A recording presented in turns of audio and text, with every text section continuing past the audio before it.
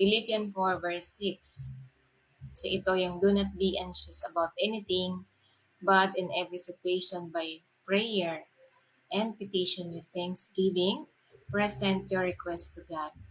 So ito yung pagninilay-nilayan, ang kapangyarihan ng panalangin laban sa pagkabalisa. So ito yung ating topic, ito yung ating pagbubulay-bulayan, sapagkat ito ay nagbibigay ng malinaw at nakakaaliw na direktiba na talikuran ang pag-alala, pagkabalisa, at bumaling lamang sa Diyos sa pamamagitan ng panalangin na ipapaalam sa Kanya ang lahat ng ating mga pangangailangan. Kaya nga tinatampok nito ang kalagahan ng pagtitiwala sa kapangyarihan ng Diyos at pagdanas ng kapayapaan sa pamamagitan ng pagtitiwala sa Kanya.